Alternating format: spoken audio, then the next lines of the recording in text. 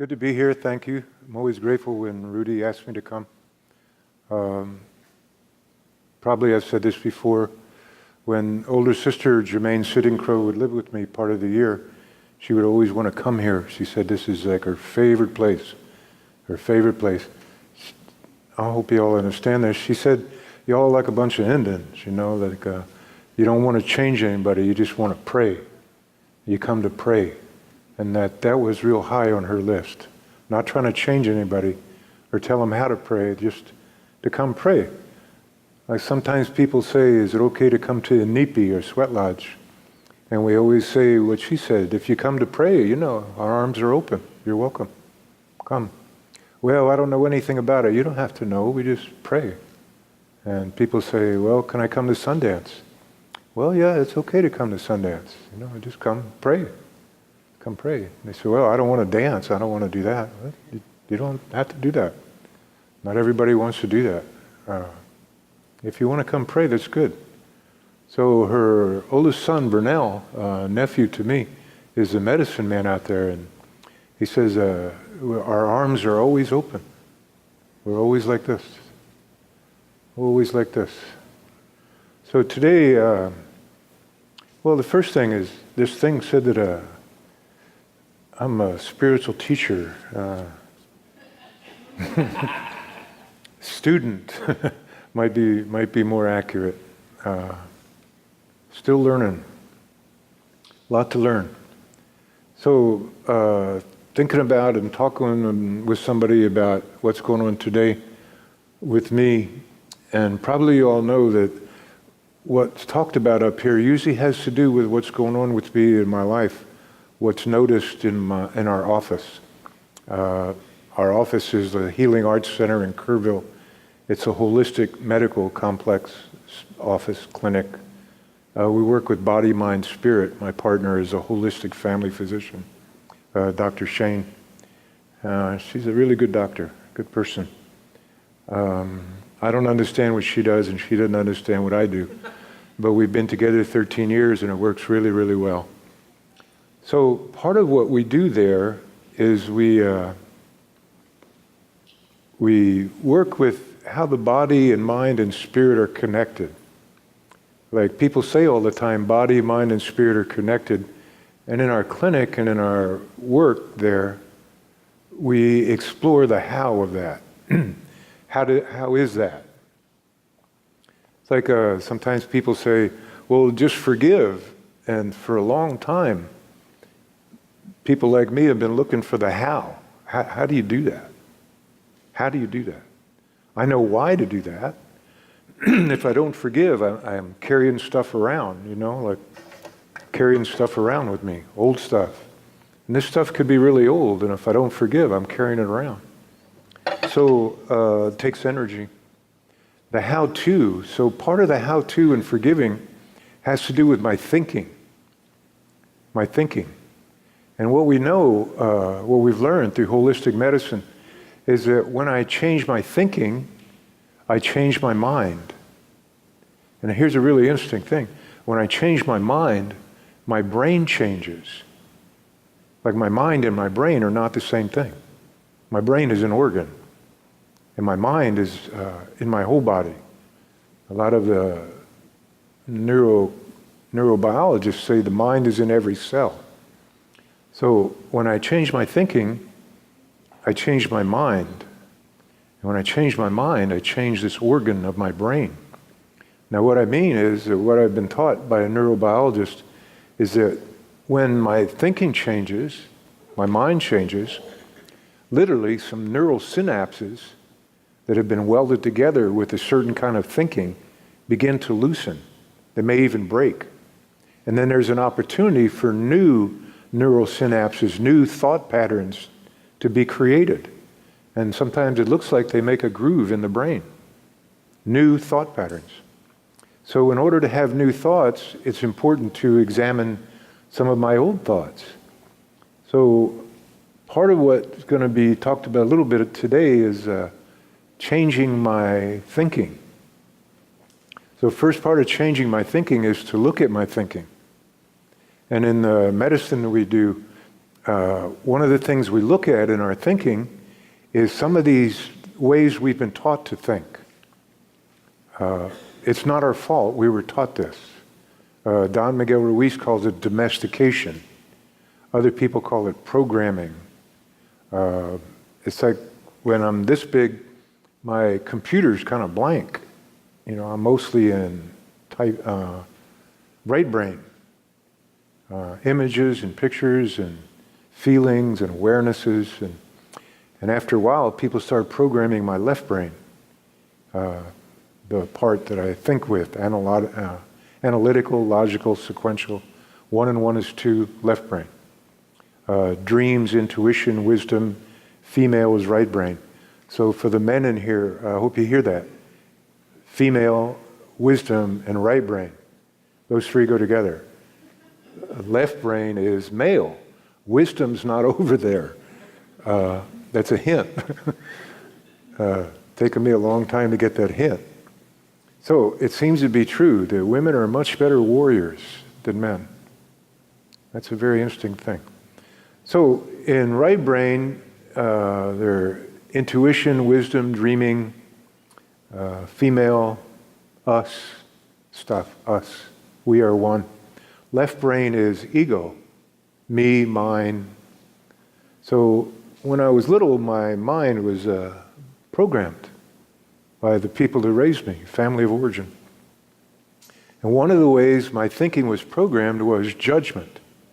Good, bad, right, wrong, me, you, judgment. And if you follow the Jesus way, you understand that he spoke about judge not. And medically, we understand now that when my thoughts are judgmental, my serotonin goes down and my blood pressure goes up. So if you're not into the religious trip about judge not, maybe just medically, if we understand that when my thoughts, my thinking is judgmental, critical, it has a deleterious effect on my physical body and my relationships. When I'm in relationship with somebody and my thoughts are judgmental, I'm creating distance. I am creating distance. My thoughts are creative. Maybe you've heard people say, well, your thoughts create reality. Well, this may be what they're talking about. When my thoughts are critical, I am creating distance between me and whatever I'm criticizing, literally. And I'm changing things in my blood profile when I'm critical, when my thoughts are critical. It's good for me to be a little more clear. To say I'm critical is different than to say my thoughts are critical. And it'd be good for me to be more clear about that. My thoughts are not me. So if I say I'm critical, then literally my thoughts are criticizing me for being critical, which is crazy. It might be more clear for me to always say my thoughts are critical and I'm the one who suffers from critical thoughts. Now people around me may suffer from that too. Biologically we know now that my thoughts are critical. Then my physiology changes in not such a good way. So one of the other ways that my thinking was programmed, besides critical, was self-pity. The Haudenosaunee, the Six Nations people over on the northeast, my father was Mohawk. He came from those people. My Hunka, my adopted family, is Lakota, Dakota. So my biological is Mohawk. They taught their children if something went on that wasn't fun, they taught them to say, what can I learn from this? What can I learn from this? That was like the program that was put in their little computers. Something's going on, what can I learn from this? So their way of thinking about things was different than poor me. A lot of people now, it seems, that when something goes on that's not pleasant, their first question is, why did this happen? Is this bad karma? Is God mad at me? Well, in this medicine, the answer is no, that's not what's going on here. There's something here to learn. One of the prayers that I learned up there on the Cheyenne River Res, when I first started dancing over there, moved from Vermilion, where I was dancing, sun dancing, to Cheyenne River, where Vernell is the medicine man, is they have a new prayer. It's about 200 years old, which is new. And it has to do with, even though our land was taken and our children were stolen and our women were violated, we know it's part of Creator's path. That everything is part of Creator's path. So first hearing that prayer, I didn't like that prayer. Thinking about the American Indian movement and, burn it down, shoot them. Let's do something like that. That was my judgments. So I didn't like that prayer. It took me a while and some of Vernell's coaching to kind of get it together that if I was going to be a pipe carrier, that this idea of revenge is, that's really my self-pity thoughts. And it's challenging to acknowledge that some of my thoughts are self-pity, and those thoughts weaken me. So in order to change my thinking, it's good to be what we call impeccable, and to look at my thinking. Are my thoughts creative? Or are they critical? Or my thoughts self-pity? Or my thoughts fear? In our office, we call that kind of fear anxiety. Like my partner, Dr. Shane, calls it anxiety. Over on our side of the clinic, we call it fear. Meaning when my mind goes into the future, wanders off and creates movies of what can go wrong, there's an impact on my body, and we call that clinically anxiety. Physiologically, it's not good for my body. Here's another weird thing, physiologically. If somebody, Rottweiler is loose and is chasing me, I have fear and I run faster. That kind of fear is not destructive to my body. The fear that my mind creates is destructive to my body. To me, that's just so far out. I mean, what a good message there. The stuff that my mind creates, it creates fear, like what's going to happen tomorrow, will she love me tomorrow, all those country songs, all that stuff. That's not particularly good for my body. The fear that helps me react to danger more quickly, that has no deleterious effect on my body. To me, that makes things very, very clear, very simple. This medicine is very simple. The last thought pattern that was taught to me as a little person, and it's not my fault, this was taught to me, was called self-importance. Certain thoughts are self-important. Self-important means when this unit here believes that it knows best for that person over there. That's self-important. That means I believe that I'm here and you're here. One of the groups we do on Thursday night, there's some therapists in there. And the other part of this thing is, I wouldn't call myself a therapist anymore. I would say that what I do is teaching. I don't even know what therapy is anymore. Like a hot tub's therapy, I guess. Yeah. But the other stuff I'm not sure about. I don't know what counseling is anymore. I definitely do not do that. So anyway, one of the things in the group that we discovered, a lady was in a group 2 weeks ago, and she says she has a patient coming in. She's a clinical psychologist, and she's trying to help her. And so in order to be with her, we were talking about, well, maybe you'll cut that out. And she says, what do you mean? I'm in the helping profession. Yeah, I know, I'm sorry. It's like that bumper sticker, God save me from your followers, Yeah, it's very much like that. Don't help me. Don't help me. So in the medicine we do, we frustrate people. We don't help them. Not everybody likes that, but people that come for help don't stay long. That works out pretty well. So this help thing seems to be like this. Like, I know what's wrong with you. I'm a clinical psychologist, and I can tell you what's wrong with you because, you're down here and I'm up here. In this medicine we do, it's like this. I don't know what's wrong with you. There's nothing wrong with you at all, actually. Let's see how you use your medicine. Let's point to that and see if you want to change that. So part of the medicine is to say, what kind of thoughts do I have? And do I want to change my thinking? Do I want to look at what my thoughts create in my world And do I want to change my thinking, to change my mind, to change my brain, literally, in my relationships? Another lady came in from San Antonio the other day whose two sons are in a lot of trouble. One of them's messing around with heroin and meth, and the other one's says he's suicidal, but he never can quite pull it off. He just scares the hell out of everybody, and everybody's paying attention, and he's very dramatic.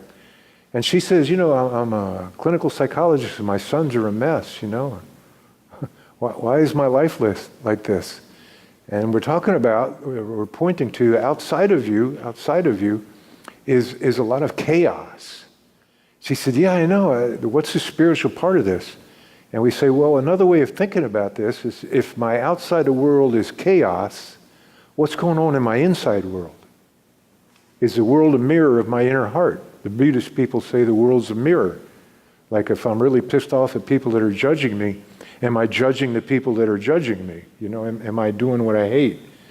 So she was telling me earlier, she's in a marriage. She's been married this time, and she's been married a year, and she can't stand to listen to her husband. She doesn't want him to touch her, and she doesn't want to have any intimate relationships with him. But it's real important that she fix this thing with her sons. So we're kind of pointing to that. You're telling me that your internal world is chaos, and your external world is chaos, and you want to fix the external world. She said, well, I don't have time to deal with my husband. I said, well, you're sleeping with him. You spend a lot of time with him. You've been married a year, you had an anniversary, and you went to some island in the Caribbean and spent thousands and thousands of dollars, and you hated it the whole time. Not because you hated the island, but you're in this relationship and you don't want to deal with this relationship. You don't want to look inward at what's going on with you. You want to look at your sons. And she said, well, how could Spirit have anything to do with this? I said, well, what was taught to me is if my prayer is, Spirit, help me avoid dealing with what's inside of me, Spirit will say, okay, we can arrange that. We can give you so much crap going on outside of you that you don't have time to look inside. It's my kids, it's the weather, it's politics. A good person in my life shared a joke with me. If Donald and Hillary are on an island, on a desert island, who would be saved? America. Yeah. Okay. So, is that critical? Is that judgmental? Is that self-important? Is there some self-pity in there? Oh, poor me. These clowns are ruining America. That may be. Thank you, Creator. Oh, my goodness. All right. It was a good joke, though. I like the joke very much. It's fun to laugh at other people. Yes. So anyway, am I willing to look at my thinking? If I have a life that's going on in a certain way and I don't like the way it's going on, am I willing to look at my part, my thinking? Am I willing to look at these four things? My thoughts that are critical, my thoughts that are self-pity, my thoughts that are self-important, my thoughts that are fear. Am I willing to look at that? And then if I'm willing to look at that and acknowledge that that's a lot of my thinking and it has an effect on my blood profile and my relationships, am I willing to change that? One of the things that I've been studying for quite a while in my own life is forgiveness. Because the awareness has been that sometimes there's anger in there, and when I stalk it back and I look where, follow that trail, where's that anger coming from? It always has to do with something that's unforgiven, something I haven't let go of. And a lot of the spiritual teachers say, well, let go of it. So that's the reason I'm not a spiritual teacher. I'm not going to say that. Because when people say, well, just let go of it, well, how do you do that? How do you do that? So Germaine Sitting Crow, older sister, my tanke, as older sister, she had two things going on for her. She had responsibility to teach me a good way, and she had rights to correct me. And she frequently exercised her rights. It worked out pretty well. So she suggested that in order for me to give, there's some things to do. To give up my judgment, to give up my self-importance, to give up my self-pity, to give up my fear, to give those things up, maybe make an offering. And one of the ways in the stalking medicine that we do, and we understand the word stalking has negative connotations in our society. However, for this medicine, this is a very, very old term. It came from a hunting society, and we stalked animals because we wanted their energy. And we stalk our thoughts because judgmental thoughts have energy. They create a reality. Self-pity thoughts have energy. They create weakness in me. Fearful thoughts create a reality. Self-important thoughts they have energy. So we're stalking those thoughts. We're taking responsibility. Awareness is one leg, and responsibility is the other leg. This medicine is for two-leggeds. Four-leggeds don't need this medicine. They live by the natural laws. It's us. As Sitting Crow Germain used to say, we're nothing but pitiful two-leggeds. We don't live by natural law. And that wasn't a criticism, that was an observation. You know, those two are different. We don't live by natural law. We want the world to be different so we'll be happy. Where I live, there's a whole bunch of deer over there, and man, they're just never complaining. They're just not wanting it to be different. They're just kind of handling it however it is. And the ants are that way, and the birds are that way, and when my grandchildren were little that way, they're all teenagers now. Well, one of them's 24. And now there's a lot of complaints. And I know where they learned that. It's not their fault. So if I want to change my thinking and change my reality and change my feelings, change my thinking, my feelings change. It's a good way to connect with Spirit, to really act on that belief that Spirit is involved in everything. There's no way Spirit could be separate. So when things happen, I could say, what can I learn from this? Not, why did this happen to me? What can I learn from this? What are my thoughts about this? Are they self-pity? Are they fear, self-importance, judgment? And to be responsible for that, and to see, am I willing to give those thoughts up? You know, probably you know, if I'm willing to look at giving up those thoughts, that's going to keep me so busy, I have nothing else to say to anybody else. Wouldn't that be a relief to people? You know, don't tell me how to be. Just clean up your own act. Don't tell me how to be. There's so many people who want to tell us how to be. So, I don't really want to be one of those people. It's not fun to be with those people. It's really fun to be with people that love me the way I am. One of the reasons I like to come here, y'all don't seem to mind my history, because you don't know about it. But some of you could probably guess. Yeah, that guy, yeah.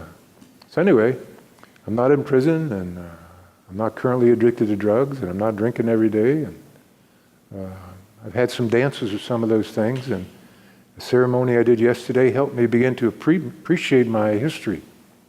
But thank you, Creator. Without all that stuff, I wouldn't be here. So thank you all very much. Pilamala, yelo. Thank you for letting me be here. Pilamaya. Thank you for letting me be here. It's good to be here. All of these things I say, if they're any use to you at all, is to honor Sister Germain Sitting Crow. I speak your name, Sister, in honor. I love you and I thank you. And I miss you. Oka.